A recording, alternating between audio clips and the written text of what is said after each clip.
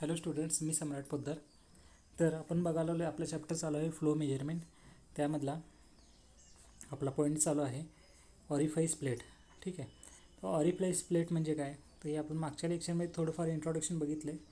तरी पण आपण स्टार्टिंग करण्याच्या आधी आपण बघून घेऊया तर कुठले आहे ते, म्हणजे काय आहे ते. तर it is the thin plate of metal circular in shape. It is thin enough to विस्टँड buckling forces caused by potential difference. म्हणजे एक मेटलची थिन प्लेट आहे जी सर्क्युलर आहे, म्हणजे तुम्हाला फिगरमध्ये पण पुढे दिसेलच, दाखवतोच तुम्हाला. हो का, अशी सर्क्युलर शेपनं आहे. ठीक आहे. ही थिन इनफ आहे, म्हणजे जे buckling forces caused by potential difference आहे ते म्हणजे हँडल करण्याचे योग्य आहे. ठीक आहे, म्हणजे तेवढी बास आहे. आता ह्याच्यामध्ये मटेरियल कुठले वापरतो हे बनवण्यासाठी, तर स्टील, मोनेल, फॉस्फर, ब्रॉन्झ हे आपण वापरतो. ठीक आहे. इट शुड विस्टँड कॉरोसिव्ह इफेक्ट ऑफ फ्लुइड. आता an orifice plate is inserted in the pipe and the differential pressure across it is measured. म्हणजे ऑरिफाईस प्लेट जी आहे ते आपण इन्सर्ट करतो पाईप थ्रू, आणि जे डिफरन्शियल प्रेशर आहे ते आपण काय करतो, मेजर करतो. आता हे जे टाईप्स आहेत ते 4 टोटल टाईप्स आहेत. ते कुठले आहेत, तर concentric orifice plate, eccentric orifice plate, segmental orifice plate, quadrant edge orifice plate. हे त्याचे काय पडतात, पुढे जाऊन 4 टाईप्स पडतात. आता कॉन्सन्ट्रिक ऑरिफाईस प्लेट म्हणजे काय, हे तुम्हाला फिगरमध्ये दिसा राहिले. तर आपण हे काय आहे ते आपण पुढे बघणार आहे आता. ठीक आहे. तर कॉन्सन्ट्रिक ऑरिफाईस प्लेट म्हणजे काय, तर कॉन्सन्ट्रिक ऑरिफाईस प्लेट म्हणजे काय, तर ही आता सांगण्यात आलं तर सगळ्यात जास्त यूज होणारी प्लेट आहे कॉन्सन्ट्रिक ऑरिफाईस प्लेट. तर usually made of stainless steel and it's thickness varies from 3.175 to 12.70 mm depending upon pipeline size and flow velocity. म्हणजे हे स्टेनलेस स्टीलपासून बनलेले असते. थिकनेस असते 3.175 to 12.70 mm पर्यंत. डिपेंड कशावर असतं, तर पाईपलाईन साईजवर डिपेंड असतं आणि फ्लो व्हेलॉसिटीवर डिपेंड असतं.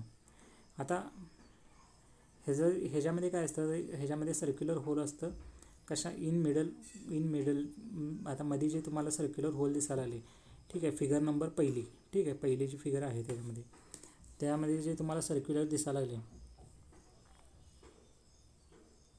त्यालाच आपण काय म्हणतो, it has circular hole in the middle is called orifice and is installed in pipeline with the hole concentric to pipe. ठीक आहे. आता other materials are also used. कुठले तर nickel, monel, phosphor, bronze etcetera. हे जे material आहे ते पण आपण काय करतो, यूज करतो. कशासाठी यूज करतो, टू विस्टँड corrosive effect of the fluid. ठीक आहे. तर ह्याच्यामध्ये काय असतं, plate thickness at the orifice edge जी आहे ती कशापेक्षा जास्त व्हायला नको, तर पहिलं त्यामध्ये येतं तर ह्याच्यामध्ये तर D/50. आता हे येतं ह्याच्यापेक्षा जास्त व्हायला नको. तर परत काय येतं दुसरं, स्मॉल D/18. आणि तिसरं लास्ट येतं big D - small d hole /8. आता बिग D आणि स्मॉल d काय म्हणणार तुम्ही, तर बिग D म्हणजे द पाईपची जी इंटरनल डायमीटर असते त्याला आपण म्हणतो बिग D, आणि स्मॉल d आहे त्याला म्हणतो आपण, जे ऑरिफाईस डायमीटर और बोर आहे त्याला आपण म्हणतो स्मॉल d. ठीक आहे.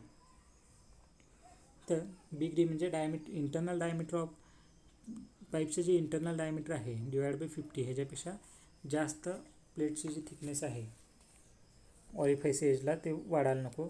स्मॉल D म्हणजे ऑरिफाईसचं जे डायमीटर आहे किंवा बोर म्हणतो /18, ह्याच्यापेक्षा पण जास्त व्हायला नको. किंवा इंटरनल डायमीटर मायनस जे ऑरिफाईसचं डायमीटर किंवा बोर म्हणतो /8 केल्यावर जेवढी व्हॅल्यू येईल ती जी प्लेट थिकनेसची डायमीटर आहे ह्याच्यापेक्षा जास्त असायला नको. आता दुसऱ्या येतं ह्याच्यामध्ये इसेंट्रिक टाईप ऑरिफाईस प्लेट म्हणजे काय, तर ही कशासाठी यूज होतो, म्हणजे सॉलिडमध्ये जे फ्लो होतो त्यासाठी आपण इसेंट्रिक टाईप ऑरिफाईस प्लेट ही जी आहे ती आपण यूज करतो.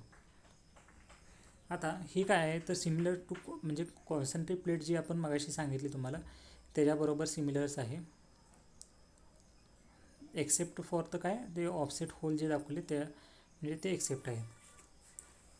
आता ह्याच्यामध्ये जे ऑफसेट होल आहेत जे आपण बोर्ड टँजेंटियल टू सर्कल आहेत. ठीक आहे, concentric with pipe.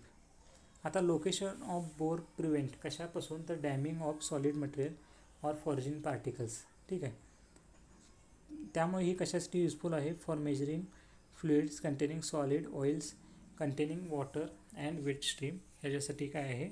He useful आहे. ठीक आहे.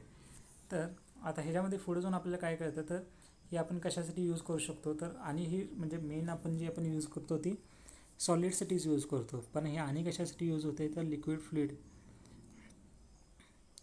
ज्यामध्ये हाय पर्सेंटेज ऑफ डिझॉल्व्ड गॅसेस आहेत, अशासाठी पण आपण इसेंट्रिक टाईप ऑरिफाईस प्लेट जी आहे ती आपण यूज करू शकतो.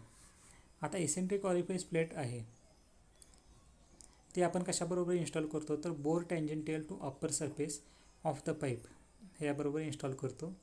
Wien the flow material is liquid, जेव्हा फ्लो मटेरियल जेव्हा लिक्विड असेल त्यावेळेला.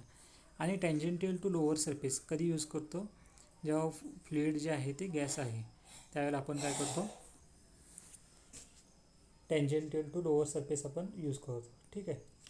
ते झालं कॉन्सन्ट्रेट टाईप आणि इसेंट्रिक टाईप, हे दोन झालेले आहे. आता तिसरं येतं सेगमेंटल. ठीक आहे.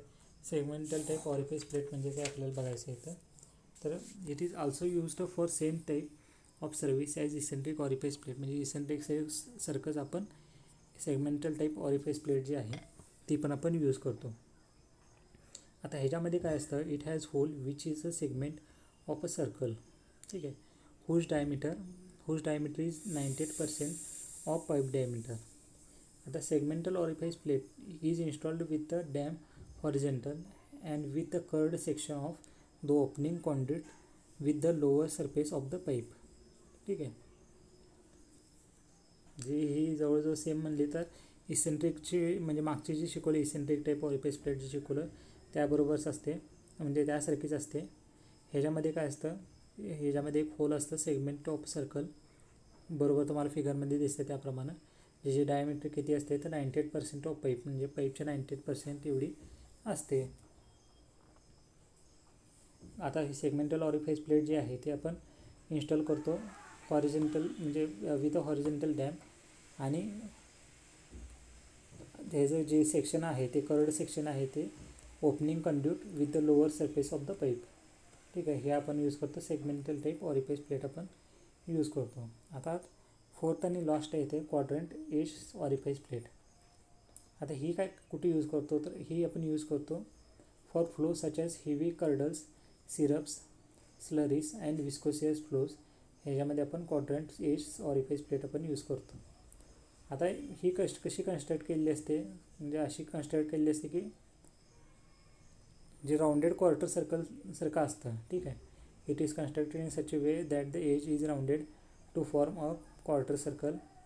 It may be used when line Reynolds number ranges from 1,00,000 or above. म्हणजे रेनॉल्ड्स नंबर जेव्हा याला 1,00,000 किंवा त्यापेक्षा जास्त जातो त्यावेळेला आपण ही यूज करतो. आता लॅमिनार फ्लोमध्ये काय होतं, तर फ्लो ज्यावेळेला 2,000पेक्षा कमी असेल, जे रेनॉल्ड्स नंबरमध्ये आपल्याला काय कळालं की फ्लो ज्यावेळेला 2,000पेक्षा कमी असेल त्यावेळेला तो लॅमिनार असतो.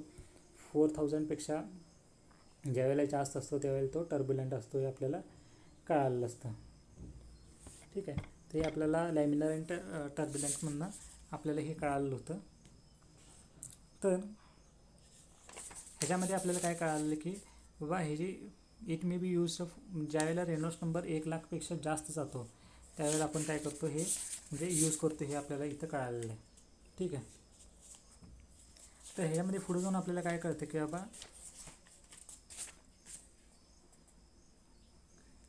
जे 1,00,000पेक्षा ज्यावेळेला जास्त जातो रेनॉल्ड्स नंबर 1,00,000 किंवा 1,00,000पेक्षा जास्त त्यावेळेला आपण यूज करतो. किंवा डाऊन कशापेक्षा म्हणजे कमी कशापेक्षा 3,000 to 5,000 म्हणजे डिपेंडिंग ऑन बीटा रेशो ज्यावेळेला असतो त्यावेळेला पण आपण हे क्वाड्रंट एज ऑरिफाईस प्लेट आपण काय करतो, यूज करतो. तर sometimes orifice plates are provided with an additional small hole at the top for the passage of condensation and gases as shown in figure 3.4. ठीक आहे. 3.4 म्हणजे कुठली आहे ती फिगर, तर जी आपली ही आता दाखवायला लागली तीच ही तुमची आहे फिगर. ठीक आहे. आता व्हेन फ्लुइड ज्यावेळेला लिक्विड असेल, ठीक आहे, त्यावेळेला होल आपण लोकेट करतो टॉपला, so that the gases can pass and the gas pockets cannot build up. ठीक आहे. The use of such a drain hole may produce errors in measurement and thus it is considered as disadvantage. ठीक आहे. तर हे झालं काय, क्वाड्रंटेज orifice plate आहे ते झालेलं आहे आपलं. तर ह्याचे ॲडव्हान्टेज काय आहेत ऑरिफाईस प्लेटचे. त्याची कॉस्ट लो आहे, used in wide range of pipe sizes. म्हणजे जी कॉस्ट एक तर लो आहे, हे आपण यूज करतो वाईड रेंज ऑफ पाईप सायझेसमध्ये. यूज्ड इन डिफरन्शियल प्रेशर, म्हणजे used in differential pressure devices, म्हणजे वेगवेगळ्या प्रेशर डिव्हायसेसला पण हे काय करतो, ऑरिफाईस प्लेट्स जे आहे ते यूज करत असतो. आता हे आपण यूज करतो भरपूर मटेरियल्समध्ये, म्हणजे मेनी मटेरियल्समध्ये आपण हे आपण यूज करतो. आता जे जे ॲडव्हान्टेज आहेत ते थोडेफार डिसॲडव्हान्टेज आहेत. तर डिसॲडव्हान्टेज ऑरिफाईस प्लेटचे काय आहेत, तर relative high permanent pressure loss used with differential pressure devices. आणि लास्ट ह्याच्यामध्ये बघितलं आहे म्हणजे ॲडव्हान्टेज आहे, म्हणजे अवेलेबल इन मेनी मटेरियल्स, म्हणजे भरपूर मटेरियल्समध्ये हे अवेलेबल आहे, हे बघितलेलं आहे आपण. तर ह्याच्यामध्ये आता डिसॲडव्हान्टेज काय काय बघितले आपण. तर relative high permanent pressure loss. ठीक आहे. तर have a square root characteristics. परत ॲक्युरेसी जे कशावर डिपेंड असते, तर जेवढे आपण इन्स्टॉल करताना केअर म्हणजे जास्त काळजी घेतो त्यावर डिपेंड आहे. ठीक आहे, डिपेंड असते. चौथं काय बघितलं आपण डिसॲडव्हान्टेजमध्ये, changing characteristics because of corrosion, म्हणजे गंज, इरोजन अँड स्केलिंग. ह्या चौघांच्यामुळं करोजन, इरोजन आणि स्केलिंगवर ह्याचे काय आहेत, म्हणजे ह्याच्या कॅरॅस्टिक्स चेंज होतात. ठीक आहे, कशामुळं, म्हणजे करोजन, इरोजन आणि स्केलिंग ह्याच्यामुळं पण आपला म्हणजे थोडेफार नुकसान होत असतात. ठीक आहे. तर ह्याच्यामध्ये मटेरियल कुठले यूज करता, पहिल्यांदा एकदा अनेकदा थोडीफार रिव्हिजन घेतो की बाबा काय काय म्हणजे ह्याच्यामध्ये मटेरियल कुठले यूज झाले. तर ह्याच्यामध्ये एक थिन प्लेट आहे. ठीक आहे, मेटलची थिन प्लेट असते, सर्क्युलर शेपमध्ये असते आणि हे हँडल करू शकते किंवा जे बकलिंग फोर्सेस पोटेन्शियल डिफरन्समुळे जे क्रिएट होतात ते आपण हे काय करू शकता, विस्टँड करू शकता, म्हणजे तेवढं सांभाळू शकता. ठीक आहे, सांभाळून घेऊ शकतं किंवा तेवढं हँडल करू शकत असतं. आता ह्याच्यामध्ये मटेरियल कुठले यूज झालेले आहे, तर स्टील यूज झालं, मोनेल, फॉस्फर, ब्रॉन्झ ह्या गोष्टी म्हणजे मटेरियल म्हणून यूज झालेले आहेत. आणि हे काय करतं, इट शुड विस्टँड करोजिव्ह इफेक्ट ऑफ फ्लुइड. आता पुढे जाऊन ह्याच्या पडलेल्या आहेत 4 टाईप्स पडलेल्या. त्या झाल्या तुमच्या concentric orifice, eccentric orifice, concentric orifice plate, eccentric orifice plate, segmental orifice plate आणि क्वाड्रंटेज ऑरिफाईस प्लेट. ठीक आहे, ह्याच्या ज्या डायग्रॅम्स आहेत त्या व्यवस्थित एकदा बघून घ्या. पहिली जी डायग्रॅम आहे त्याला कॉन्सन्ट्रिक म्हणतो, दुसरी आहे त्याला इसेंट्रिक, तिसरी सेगमेंटल आणि चौथी आहे ती क्वाड्रंट. ठीक आहे, जे डायग्रॅम आहे, ज्या डायग्रॅममध्ये सांगायच्या आधी म्हणजे पॉज करायचं व्हिडिओ आणि बघायचं की कुठं काय काय लिहिलेलं आहे. ठीक आहे, पाईप इंटरनल डायमीटर कुठं लिहिलं आहे, व्हेंट होल कुठं लिहिलं आहे, ऑरिफाईस कुठं लिहिलं आहे, ड्रेन होल कुठं लिहिलं आहे, सगळ्या गोष्टी बघायच्या. म्हणजे ऑरिफाईस कशाला म्हणतात बाबा, म्हणजे कुठं आणि कुठं असतं ते हे बघायचं. म्हणजे ज्या वेळेला शिकवत असतं त्यावेळेला ह्या गोष्टी आपण जर आधी वाचल्या असल्या तर म्हणजे आपल्याला लगेच लक्षात येतं. ठीक आहे, माझ्या सब्जेक्टचं नाही म्हणजे सगळ्या सब्जेक्टचं बाबा, म्हणजे पॉज करायचं 2 मिनटासाठी व्हिडिओ किंवा अर्ध्या मिनटासाठी पण लागत नाही हे सगळं वाचायला आणि सगळं वाचून घ्यायचं. ठीक आहे, म्हणजे आपण ज्यावेळेला थेरी तुम्हाला म्हणजे शिकवत असतो त्यावेळेला म्हणतो की मी व्हेंट होल, ऑरिफाईस किंवा ड्रेन होल म्हणून हे जातं, ऑरिफाईस प्लेट बरोबर मिडलला आहे.